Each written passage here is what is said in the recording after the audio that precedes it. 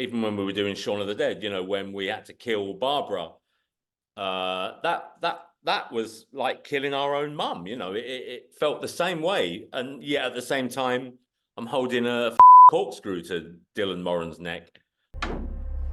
Wherever she appears, she's always after the same thing. The child. She's waiting for us.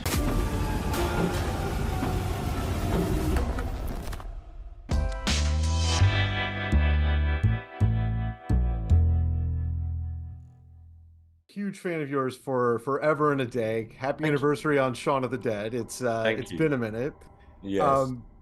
Did you anticipate, who would 20 years ago, that you'd be playing a non-comedic role in a film like this? Like, could you see this being the trajectory of your career?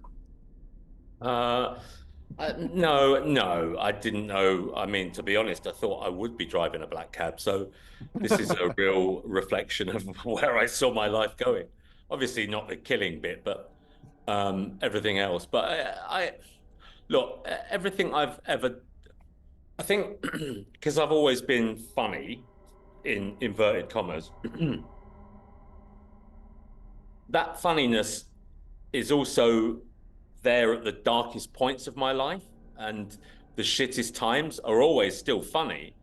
Some often inappropriately so, but I find that that's always gotten me through my whole life. So to me, there is no difference between funny and what I do in Black Cab. It's to accurately, for an actor, I guess our job is to accurately portray human emotion. And I've never met one person who's just one emotion. I think we're everything all at the same time. So even when we were doing Shaun of the Dead, when we had to kill Barbara, that was like killing our own mum. It felt the same way, and yet at the same time, I'm holding a fucking corkscrew to Dylan Moran's neck. Uh, so it's all the same thing to me. And Yeah. this is just a chance to be a bit different, but still retain the comedic values that we enjoy, and vulnerability, and being a real dick sometimes, and a horrible, violent, awful man. I think I kind of like the idea that there's a chance with the black cab driver that even though you shouldn't, you should leave the theater or turn off the lights in your front room and think, I kind of feel a bit sorry for him. But I mean, you shouldn't. You not at all. He's a monster. But if I've done it, then right, then but you should maybe think, oh God, he was quite nice, wasn't he?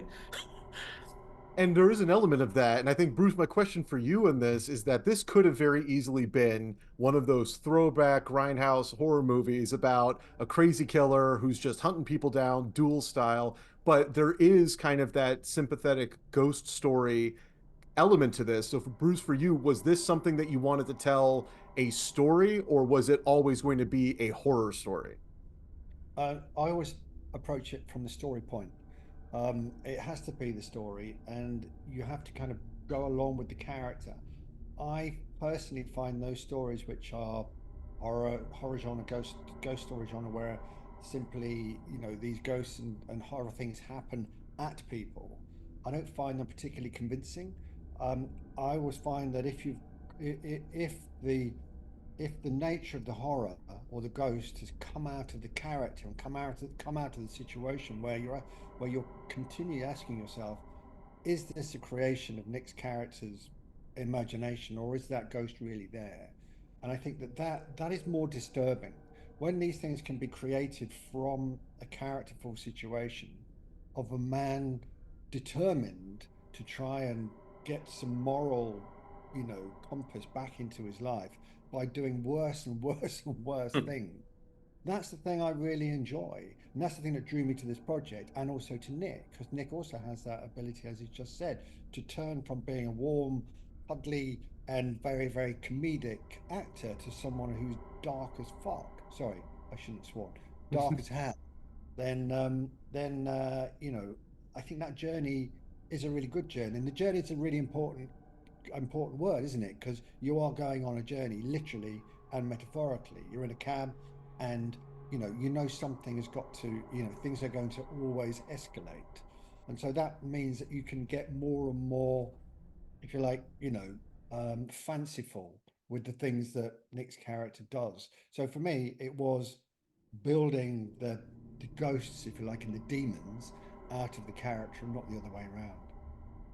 And Nick, for you, I mean, we keep referring to him as the driver, the cab driver. Did you give him a name in your mind? Like, was this a creation, that this was a fully created person, or did you just view yourself as, I'm just this driver? Yeah, it was funny because we one of our producers, Lucy, I we met a few weeks ago when we did a screening in Manchester, and I emailed her before the screening to say, what was the character's name? And she said, oh, there wasn't. We never gave him a name. So yeah, I mean, he didn't have a name. And do you feel that you base this off of any actual drivers, Uber driver, cab driver, that you've experienced, like any like of the little character quirks, or was this just something you saw him on the page and you knew how to play him? Yeah, I mean, I was fortunate enough to do a bit of writing on this too. So, I think obviously a lot of the broad strokes were already completed, and I think I just it was nice that I could come in and just dig a little deeper and make him a little more real and just to kind of bring out some of the minutiae of him as a character. But no, I mean, I've never had a character like him in a cab. I get a lot of cabbies. They always, it's probably happened two or three times, but they'll say, what was that thing you were in? What was the thing? Was it spaced? And I say, yeah, yeah, spaced. And they say, well, I like that. I don't like anything else, but that was all right. And it's like, oh, well, that was 23 years ago. So thanks for that. Uh, so no, I mean, I think I just wanted him to be relatable and human and inhuman. So I was just going to add that there are, I've been in cabs where there are some very spooky characters. And I think it does tap into our kind of fear of being locked in somewhere and taken off somewhere against our will. Yeah. I think some of the best stories come from those situations. What if you are going to be taken away? And those cabs, they're quite spooky looking things. These black Yeah. smoky things on these wet cobbledy streets, and and they have that red light that goes on, and you can't get out of that cab. And it's like, it, if you are of a nervous disposition, and someone does say something a little bit strange, then you're like, "Fuck, what are you going to do then?" So there is, it does come from somewhere. And cab drivers, you and I know, Nick, there are cab drivers that have been in front of a judge once or twice for doing some pretty naughty things in cabs. Yeah. So I think that's in our psyche. And Bruce, do you think that from a logistical standpoint, I mean, so much of this takes place in one single location in a vehicle. Does that create more limitations from a filmmaking perspective than if you were in like an actual building? Well, there's two things, right? There's a claustrophobia, and claustrophobia I think is great for the horror genre. It isn't just cheap. We've seen bodies in boxes before trying to dig their way out. It's very claustrophobic. But what we chose to do, because we were determined to make sure that there was an actor's piece as well, that we got a second cab.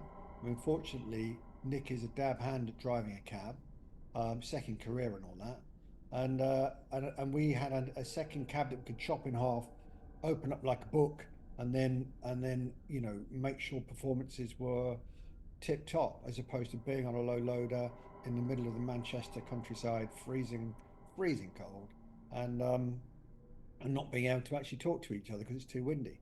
So it was there's a combination of decisions here. The technology is such now that you have these things called volume stages, where you can create the road around you in a very, very effective way, and you can make it look as realistic or unrealistic as you like. So there was a sense of going from the light to the dark, from the city to the forest. So that design was pretty purposeful.